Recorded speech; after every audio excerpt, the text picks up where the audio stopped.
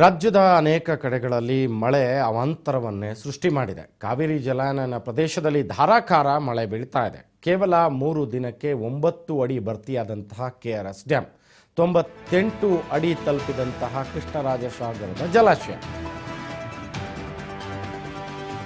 ಕರ್ನಾಟಕದಾದ್ಯಂತ ಮುಂಗಾರು ಮಳೆಯ ಬಿರುಸು.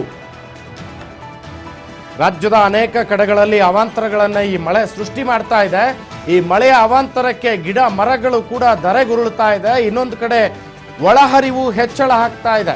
ಕಾವೇರಿ ಜಲಾನಯನ ಪ್ರದೇಶದಲ್ಲಿ ಧಾರಾಕಾರವಾಗಿ ಮಳೆ ಬೀಳ್ತಾ ಇದೆ. ಈ ಮಳೆಯ ಪ್ರಮಾಣ, ಅದರ ಒಂದು ಪ್ರಮಾಣ ಜಾಸ್ತಿ ಆಗ್ತಾ ಇದ್ದ ಹಾಗೆ ಕೇವಲ 3 ದಿನಕ್ಕೆ 9 ಅಡಿ ಭರ್ತಿಯಾದಂಥ ಕೆಆರ್ಎಸ್ ಡ್ಯಾಮ್ನಲ್ಲಿ ಕೇವಲ 3 ದಿನಕ್ಕೆ ನೀರಿನ ಒಳಹರಿವು ಹೆಚ್ಚಳ ಆಗಿದೆ. ಇನ್ನು 98 ಅಡಿ ತಲುಪಿದಂತಹ ಕೃಷ್ಣರಾಜಸಾಗರದ ಜಲಾಶಯ. ಕೆಆರ್ಎಸ್ ಡ್ಯಾಮ್ನಲ್ಲಿ ಸದ್ಯ 22,000 ಒಳಹರಿವು ಇದೆ.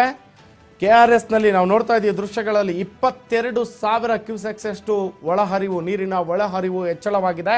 ಏನು ವ್ಯಾಪಕ ಪ್ರಮಾಣದ ಮಳೆ ಆಗ್ತಾ ಇದೆ. ಇದರಿಂದ ರಾಜ್ಯದ ಜಲಾಶಯಗಳು ಭರ್ತಿ ಆಗ್ತಾ ಇದೆ. ಮುಂಗಾರಿನ ಆರಂಭದಲ್ಲೇ ಜಲಾಶಯಗಳ ಭರ್ತಿ ಆಗ್ತಾ ಇರೋದನ್ನು ನಾವು ನೋಡ್ತಾ ಇದ್ದೀವಿ. ದೃಶ್ಯದಲ್ಲಿ ನೋಡ್ತಾ ಇದ್ದೀವಿ. ತುಂಗಭದ್ರಾ ಜಲಾಶಯ, ಕೆಆರ್ಎಸ್ ಜಲಾಶಯ, ಹೀಗೆ ಎಲ್ಲ ರಾಜ್ಯದ ಬಹುತೇಕ ಜಲಾಶಯಗಳು, ಇನ್ನು ಕೃಷ್ಣಾ ನದಿ ಪಾತ್ರದಲ್ಲೂ ಕೂಡ ಏನು ಮಹಾರಾಷ್ಟ್ರದ ಪಶ್ಚಿಮ ಘಟ್ಟಗಳ ಸಾಲಿನಲ್ಲಿ ವ್ಯಾಪಕ ಮಳೆಯಾಗಿದೆ, ಅಲ್ಲೂ ಕೂಡ ಜಲಾಶಯಗಳು ಭರ್ತಿಯಾಗಿದೆ. ಇನ್ನು ಮೈಸೂರು ಭಾಗಕ್ಕೆ ಬರೋದಾದರೆ ಕೃಷ್ಣರಾಜಸಾಗರ, ಕಬಿನಿ, ಹೀಗೆ ಎಲ್ಲ ಜಲಾಶಯಗಳು ಕೂಡ ಮೈದುಂಬಿಕೊಳ್ತಾ ಇದೆ. ಒಂದು ಕಡೆ ಮಳೆಯಿಂದ ಅವಾಂತರ ಸೃಷ್ಟಿಯಾಗ್ತಾ ಇದೆ, ಮತ್ತೊಂದು ಕಡೆ ಡ್ಯಾಮ್ಗಳಲ್ಲಿ ನೀರಿನ ಒಳಹರಿವು ಹೆಚ್ಚಳ ಆಗ್ತಾ ಇದೆ. ಇದರ ಪರಿಣಾಮ ಡ್ಯಾಮ್ಗಳು ಬಹುತೇಕ ಭರ್ತಿ ಆಗ್ತಾ ಇದೆ. ಹೀಗೆ ಆದರೆ ಈ ಮಳೆಯ ಪ್ರಮಾಣ ಇದೇ ರೀತಿಯಾಗಿ ಆದಲ್ಲಿ ಎಲ್ಲ ರಾಜ್ಯದ ಬಹುತೇಕ ಡ್ಯಾಮ್ಗಳು, ಕಬಿನಿ ಇರ್ಬೋದು, ಕೃಷ್ಣರಾಜಸಾಗರ ಜಲಾಶಯ ಇರ್ಬೋದು, ಹಾಗೆ ನಮ್ಮ ಉತ್ತರ ಕರ್ನಾಟಕ ಭಾಗದಲ್ಲಿರುವಂತಹ ತುಂಗಭದ್ರಾ ಜಲಾಶಯ ಇರ್ಬೋದು, ಹಾಗೆ ಇನ್ನು ಆ ಕಡೆ ಬಂದು ಮಹಾರಾಷ್ಟ್ರದ ಭಾಗಕ್ಕೆ ಬರೋದಾದರೆ ಕರ್ನಾಟಕದ ಗಡಿ ಪ್ರದೇಶಗಳೇನಿದೆ, ಬೆಳಗಾವಿ ಇರ್ಬೋದು, ಹಾಗೆ ಕೃಷ್ಣಾ ನದಿ ಏನು ಈ ಒಂದು ಡ್ಯಾಮ್ ಇದೆ ಅದಾಗಿರ್ಬೋದು, ಆಲ್ಮಟ್ಟಿ ಡ್ಯಾಮ್ ಆಗಿರ್ಬೋದು, ಮತ್ತು ತದನಂತರದಲ್ಲಿ ನಾವು ಬೆಳಗಾವಿ ಭಾಗಕ್ಕೆ ಬರೋದಾದರೆ ಮಲಪ್ರಭಾ, ಘಟಪ್ರಭಾ, ಹಿರಣ್ಯಕೇಶಿ, ಎಲ್ಲ ಬಹುತೇಕ ಡ್ಯಾಮ್ಗಳು ತುಂಬುವಂತಹ ಸ್ಥಿತಿಗೆ ಈಗಾಗಲೇ ಬಂದಿವೆ. ಇನ್ನು ಮಳೆಗಾಲ ಪ್ರಾರಂಭ ಅಷ್ಟೇ, ಮುಂಗಾರಿನ ಮಳೆಗಾಲ ಈಗ ಪ್ರಾರಂಭ ಆಗ್ತಾ ಇದೆ. ಇನ್ನೇನು ರಾಜ್ಯಕ್ಕೆ ಮುಂಗಾರಿನ ಪ್ರವೇಶ ಆಗುತ್ತೆ ಕೇರಳ ಮುಖಾಂತರವಾಗಿ.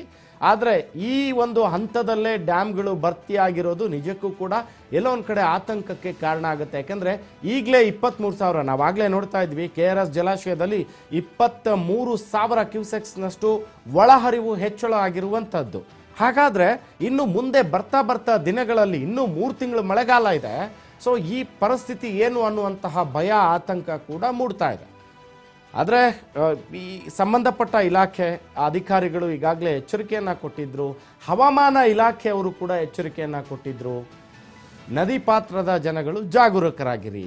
ಬಿರುಗಾಳಿ ಸಹಿತ ಮಳೆ, ಗಾಳಿಯಿಂದ ಬಿರುಗಾಳಿ ಸಮೇತ ಗುಡುಗು ಸಿಡಿಲಿನೊಟ್ಟಿಗೆ ಬಹಳ ದೊಡ್ಡ ಪ್ರಮಾಣದಲ್ಲಿ ಮಳೆಯಾಗುವ ಸಾಧ್ಯತೆ ಇದೆ ಅಂತ ಹವಾಮಾನ ಇಲಾಖೆಯವರು ಎಚ್ಚರಿಕೆ ಕೊಟ್ಟರೆ, ಇನ್ನು ಮುಂದಿನ ದಿನಗಳಲ್ಲಿ ನಾವು ಅದನ್ನು ಕೂಡ ನೋಡ್ತೀವಿ. ಯಾಕೆಂದರೆ ಬಹುತೇಕ ಡ್ಯಾಮ್ಗಳು ತುಂಬುವ ಮಟ್ಟದಲ್ಲಿ ಇವೆ. ಇವತ್ತು ಇನ್ನು ಒಂದು 10 ದಿನ 15 ದಿನ ಇದೇ ಥರದಲ್ಲಿ ಮಳೆಗಳೇನಾದರೂ ಪ್ರಾರಂಭ ಆಗಿ ಬಹುದೊಡ್ಡ ತೀವ್ರತೆಯನ್ನು ಪಡೆದುಕೊಂಡಿದ್ದೆ ಆದಲ್ಲಿ ನದಿ ಪಾತ್ರದ ಜನಗಳು, ವಿಶೇಷವಾಗಿ ಈ ಡ್ಯಾಮ್ ನದಿ ನೀರೇನು ಬಿಡ್ತಾರಲ್ವಾ, ಈ ಕೆಳ ಹಂತದ ಪ್ರದೇಶಗಳಲ್ಲಿ ಯಾವೆಲ್ಲ ಗ್ರಾಮಗಳಿರುತ್ತೆ, ಯಾವೆಲ್ಲ ಊರುಗಳಿರುತ್ತೆ, ಯಾವೆಲ್ಲ ಪ್ರದೇಶಗಳಿರುತ್ತೆ, ಅಲ್ಲಿಯ ಜನ ಬಹುತೇಕ ಹುಷಾರಾಗಿರಬೇಕಾಗತ್ತೆ, ಜಾಗರೂಕತೆಯನ್ನು ವಹಿಸಬೇಕಾಗತ್ತೆ. ಕಾರಣ ಏನಂದರೆ ನದಿ ಪಾತ್ರದಲ್ಲಿ ಯಾವಾಗ ಬೇಕಾದರೂ ಡ್ಯಾಮ್ಗಳು ತುಂಬಿದ ತಕ್ಷಣ ಗೇಟ್ಗಳನ್ನು ಓಪನ್ ಮಾಡಿಬಿಡ್ತಾರೆ. ಬಿಟ್ಟಂಥ ಸಂದರ್ಭದಲ್ಲಿ ಇವರು ಕೊಡುವಂತಹ ಮೆಸೇಜ್ಗಳು ಅಲ್ಲಿ ಅವರಿಗೆ ತಲುಪೋ ವ್ಯವಸ್ಥೆ ಇರಬೇಕು.